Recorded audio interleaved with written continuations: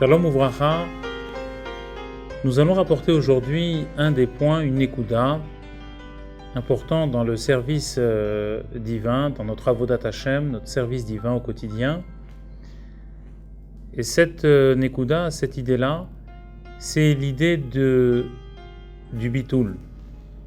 Le bitoul, c'est-à-dire l'annulation de nos propres volontés qui sont malheureusement contraires à la volonté de Dieu.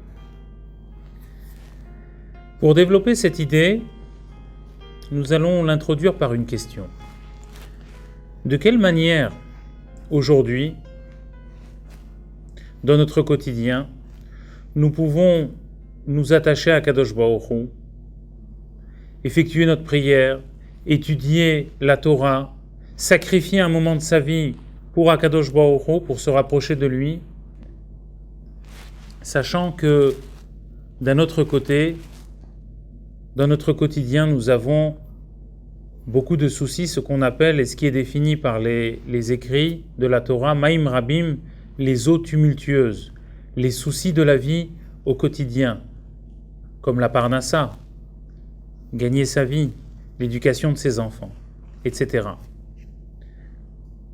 Mais surtout, bien entendu, le souci de la parnassa, de joindre les deux bouts, de gagner sa vie.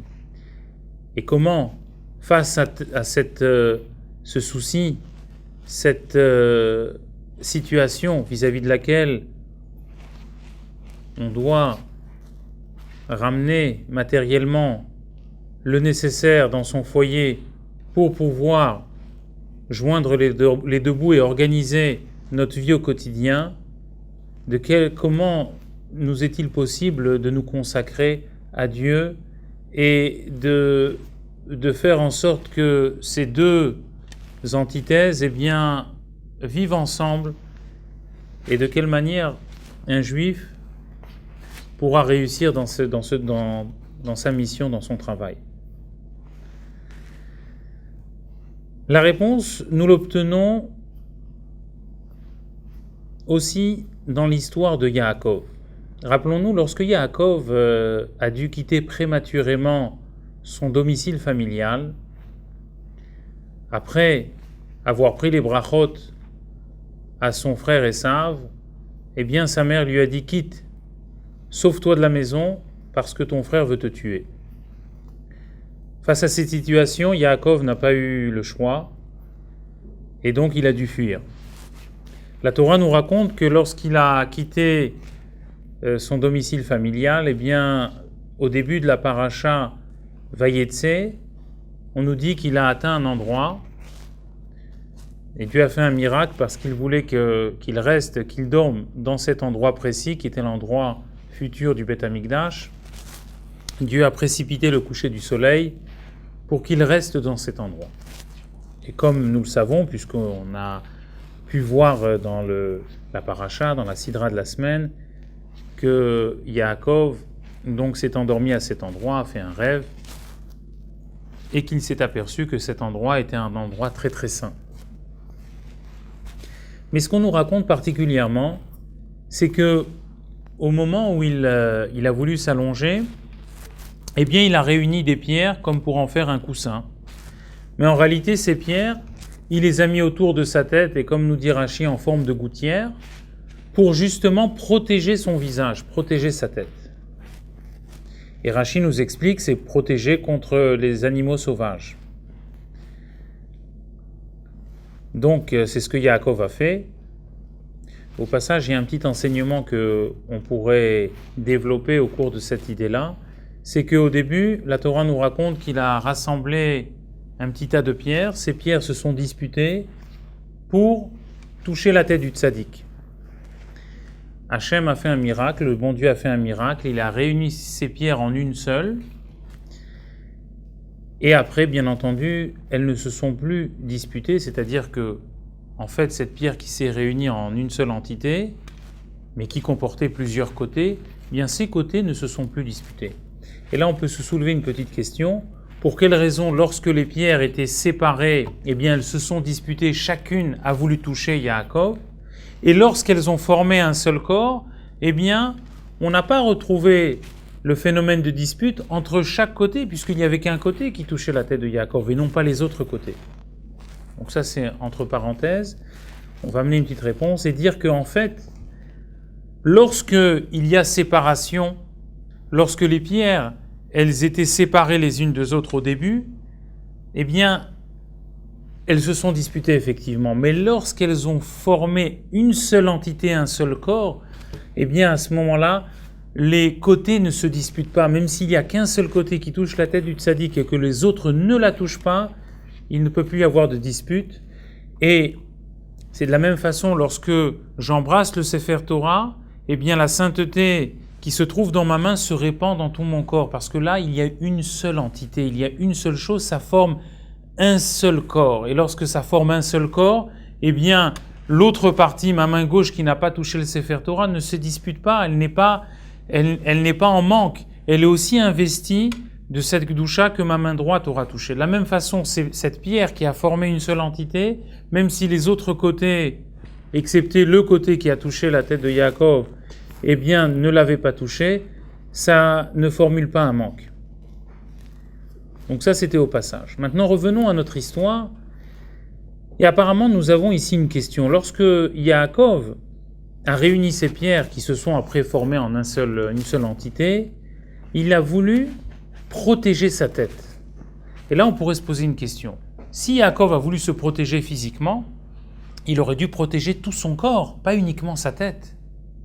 Et si maintenant Yaakov, lui qui était notre patriarche et donc un tzaddik, voulait remettre sa confiance pleinement à Kadosh Baruch Hu, alors il n'aurait pas du tout dû se protéger sa tête, il n'aurait rien dû se protéger, il aurait dit « moi je remets ma confiance en Hachem, je dors là, il y a des bêtes sauvages, et donc je me protège pas ».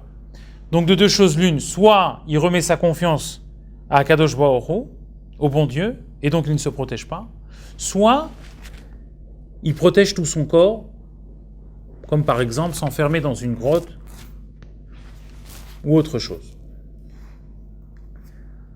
Pour répondre à cette question, on va développer et rappeler un petit peu l'histoire de cette période. On sait que Yaakov donc, a quitté prématurément sa maison et devait aller chez Lavan. On sait que Lavan habitait à Haran, et Haran c'était l'endroit où résidait la colère de Dieu. C'était un endroit très bas spirituellement. Lavan lui-même était un idolâtre, était quelqu'un qui était très bas spirituellement.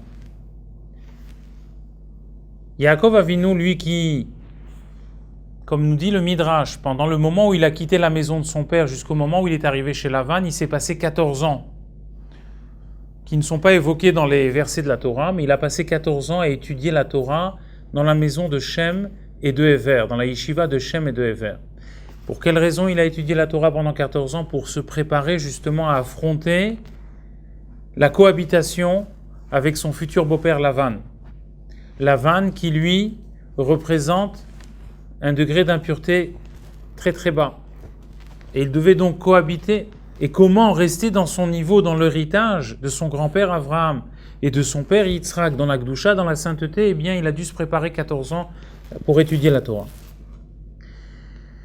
Parce qu'il savait qu'il allait confronter être confronté à la vie de Lavan, et pour se protéger de tout cela, justement, il a dû se préparer.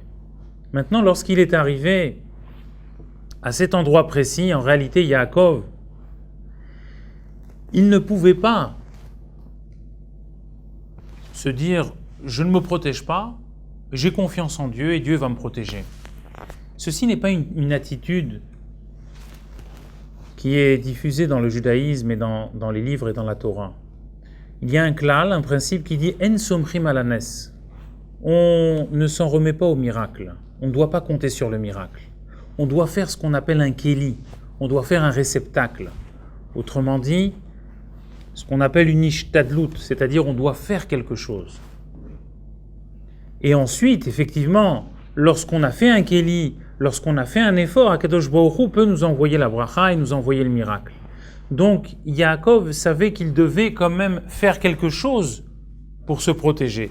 dans cette situation. Donc de ne rien faire, il ne pouvait pas. Maintenant, de se protéger complètement, il ne l'a pas fait non plus. Quelle a été l'idée de Yaakov? Yaakov, son idée, c'était de se protéger, de protéger sa vie spirituelle. C'est là le symbole qu'il a réalisé lorsqu'il a dormi à cet endroit où Akadosh Baruch Hu a précipité le coucher du soleil, l'endroit futur, le lieu du Beth Amikdash. Yaakov Avinu, il a dit, je vais maintenant séparer mon corps de ma tête. La tête, c'est la partie la plus importante du corps, c'est celle qui dirige. Donc la tête, il a dit, je vais la séparer du corps. Le corps, c'est ce qui est matériel, ce qui est bas. Le corps, lui, va aller chez Lavan, il va travailler, il va avoir contact avec la matière, mais uniquement le corps. Ma tête, elle va rester dans la Vodat Hashem, elle va rester dans l'étude de la Torah, elle va rester dans la Tfila, elle va rester dans les mitzvot. Et c'est ça ce que Yaakov, il a fait. Yaakov, il a séparé, quand il a pris ce tas de pierres pour séparer sa tête de son corps, c'est uniquement pour séparer la spiritualité de la matérialité. C'est-à-dire qu'il a voulu faire ce symbole, il a voulu montrer à Hachem, je fais un kéli, ma tête, elle sera toujours avec toi, elle sera toujours attachée à toi. Par contre, je sais que je vais devoir être confronté au travail matériel de ce monde, donc mon corps uniquement, je ne vais pas investir toute ma tête, mon corps uniquement ira travailler chez Lavan. Et c'est ça l'idée.